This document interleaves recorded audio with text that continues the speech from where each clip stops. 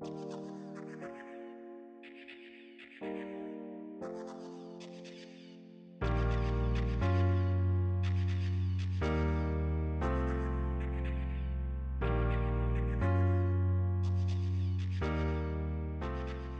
tout le monde, bonjour, ça fait plaisir d'être de retour aux États généraux. Alors, ma présentation, je vais la faire en accéléré, puisqu'elle prend un petit peu plus de temps que ça. Habituellement, elle s'appelle « L'humain au cœur de la 4e révolution industrielle », des thématiques que Mia a abordées il y a quelques instants.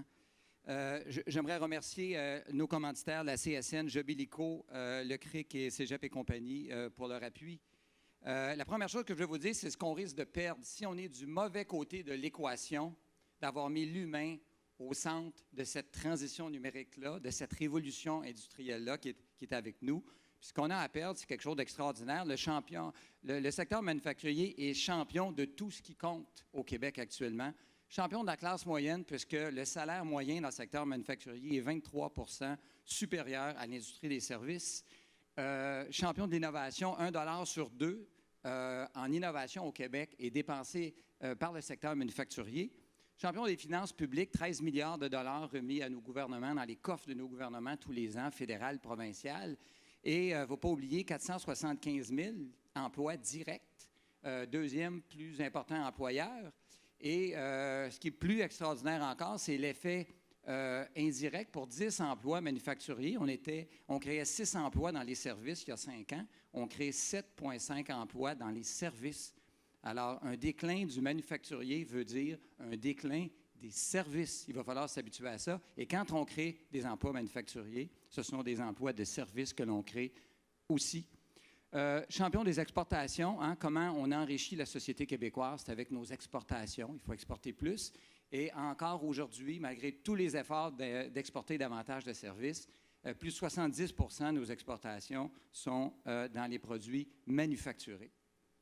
Aussi, il y a une mouvance extraordinaire actuellement au Québec où il n'y a pas une seule des 17 régions administratives qui est en baisse de son PIB manufacturier. Toutes les régions du Québec sont en marche actuellement de réactiver leur appareil manufacturier et le taux de croissance annuel au Québec sur 5 ans, 2 % de croissance par année. Je sais qu'il y a des gens qui pensent encore, est-ce qu'il y a un déclin, ce secteur manufacturier? Ça ne marche pas bien, hein, le secteur manufacturier. Ça marche très bien, alors il faut reviser nos positions. Donc, c'est ça qu'on a à perdre et on ne veut pas. Puis là, on a un grand paradoxe. Vous savez, un paradoxe, c'est deux contraires qui s'attirent. Le premier qui a été évoqué par Mia aussi, cette pénurie de main-d'œuvre qui est un sommet historique en 40 ans. En 40 ans, ça nous amène à 1978. Ça fait longtemps de ça, là. Je pense que c'était Jimmy Carter qui était le président des États-Unis à cette époque-là. Et on est rendu à un niveau que le taux de chômage dans le secteur manufacturier, il est 3,3 %. Savez-vous ce que c'est, 3,3 %? C'est que vous voyez quelqu'un, un corps chaud, qui respire, vous le prenez par le bras et vous lui dites « Viens-tu travailler dans mon entreprise? » On est rendu là, c'est complètement fou, c'est complètement fou. Cette pénurie de main-d'œuvre-là, c'est le showstopper, ça arrête le party, comme on dit. Les projets de croissance sont sous le ronde en arrière actuellement et les projets d'investissement technologique sont sous le ronde en arrière aussi parce qu'on se dit, il n'y a pas de monde. Alors, allez-vous me trouver du monde pour travailler? Donc ça, c'est le premier côté du paradoxe. Donc ici, on est en super plein emploi. Puis de l'autre côté, on a peur à la fin de l'emploi. Alors, on cherche du monde comme des fous, puis là, dans la même phrase, on se dit, oui, mais tout à l'heure, il va y avoir 0 emploi. Ah oui, 0 emploi. Puis je vous rappelle que c'est la 4e des révolutions industrielles. Puis à travers les 3 autres, on a dit la même chose. C'était la fin de l'emploi. La première, c'était les hommes forts qui étaient remplacés par des machines à vapeur. Puis c'était une hérésie. Il ne fallait surtout pas faire ça.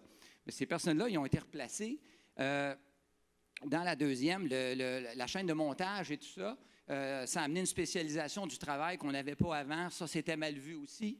On a mis à terre l'économie du cheval. Hein. Il y avait une écurie à tous les coins de rue dans ce temps-là. C'était énorme, l'économie du cheval. Mais aujourd'hui, je pense qu'il reste une calèche à Montréal. Puis je pense qu'ils ont décidé qu'il y en aurait 0. Alors, il n'y a pas trop de monde qui se sont ennuyés de l'économie du cheval. Et la troisième, l'informatisation, où encore une fois, on a changé l'organisation du travail. À chaque révolution, on change complètement l'organisation du travail. Et c'est sûr qu'un changement comme ça déstabilise, mais à chaque fois, on a réussi à avancer et à continuer et à s'améliorer et à créer des emplois. Puis là, on est rendu au numérique, au digital. Hein? C'est ça, essentiellement, la 4e révolution industrielle. Et on va avoir beaucoup plus de travailleurs du savoir dans nos usines. Les usines vont être moins hiérarchiques, plus de transparence d'information dans la chaîne de valeur. Tout ça qui est permis par le numérique va faire en sorte qu'on va devoir, encore une fois, s'ajuster beaucoup, beaucoup. Des emplois aussi qu'on n'a pas actuellement. Des emplois, vous voyez la liste ici, vous voyez ça, vous dites qu'est-ce que c'est ça, qui a ce job-là? Mais ces jobs-là, dans certaines rares entreprises, ça existe. Des scientifiques de données, par exemple. Il y a quelques entreprises au Québec qui ont déjà leurs scientifiques de données.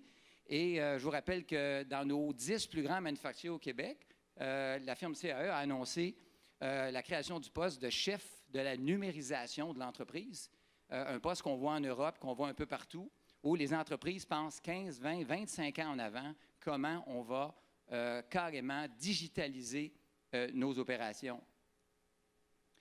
Le grand mot, c'est la requalification, une chose qu'on n'a pas fait aussi bien qu'on aurait pu au Québec.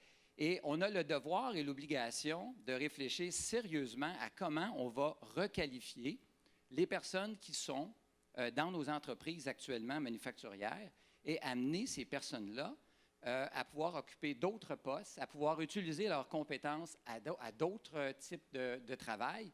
Et ça incombe à toutes les entreprises manufacturières et ça incombe au gouvernement, ça incombe au secteur de l'éducation, de la formation professionnelle. La mission critique, si on veut être du bon côté de l'équation, c'est réussir ce grand défi de la requalification des travailleurs. Un petit mot par rapport à l'humain et le robot. Souvent, on regarde juste la colonne de droite, force, précision, rapidité, résilience, endurance, insensibilité à la pénibilité, il y a beaucoup de mots à 8 syllabes dans ça, et à la répétitivité, grande capacité analytique. Souvent, on regarde juste ce côté-là, puis on se dit « wow, ça va être dur de compétitionner avec ça, là ». Mais à gauche, il faut regarder la force de l'humain. Moi, je pense que l'humain, il ne baisse pas les bras. On parle maintenant de robotique collaborative. On va collaborer avec des robots, mais on ne sera pas nécessairement tout remplacé par des robots. La créativité, l'innovation de l'humain, sa flexibilité, sa capacité d'improviser, ce qu'un robot ne fait pas, sa précision créatrice de valeur, son leadership, persuasion, empathie, etc. Alors là-dessus, je vous dis, la game, elle n'est pas jouée. Ces deux-là sont condamnés à travailler ensemble puis à ne faire qu'un. Maintenant, pour finir, qui fait quoi dans tout ça? C'est important de voir un petit peu les rôles. Le secteur de l'éducation, c'est certain que beaucoup lui incombe une lourde responsabilité de donner au secteur manufacturier le travailleur du 21e siècle dont il a besoin. Et le secteur d'éducation, c'est un peu compliqué. Il faut se l'avouer. Il y a beaucoup d'acteurs, il y a beaucoup de paliers, de niveaux. C'est immense, le secteur de l'éducation. J'ai inclus la formation professionnelle dans ça. Alors, notre défi de requalification, là, comment on va faire pour regarder ça de plus haut, là, puis de dire comment on va s'assurer qu'on va travailler ensemble, qu'on va faire les bonnes choses. Alors, je pense que le secteur de l'éducation doit un petit peu se faire un plan de match de façon à aider, à être, encore une fois, aidant dans cette mission. Les gouvernements, vision globale sur l'avenir. Tout le monde dans cette salle, à quoi on pense dans une journée, c'est ce qu'on va faire dans 20 minutes. Hein? On parlait de courriel tantôt, là, ça, M. Perra parlait de ça. On est tous dans cette logique-là. Mais les gouvernements, leur devoir, c'est de réfléchir loin, de penser longtemps à l'avance. Alors ici, l'avenir du travail, qui réfléchit à ça, l'avenir du travail? Pas seulement la formation, pas seulement la pénurie de main-d'œuvre, qui est quelque chose qui est plus circonstanciel actuellement, mais l'avenir du travail. On peut-tu avoir une super ministre de l'avenir du travail, un poste qui a comme peut-être été un peu dévalorisé. Tu sais, on se rappelle, c'est qui le ministre de l'Économie, le ministre des Finances, on s'en rappelle, puis on se dit, non, c'est qui déjà la ministre ou le ministre du Travail? Alors, c'est important que quelqu'un réfléchisse à ça, parce qu'il y a un changement qui s'en vient, qui est à nos portes, qui est assez brutal. Il va falloir le négocier, ce virage-là, très bien. Et bien sûr, l'État est impliqué dans le secteur manufacturier dans toutes les nations industrialisées. Donc, l'État ne peut pas se désengager.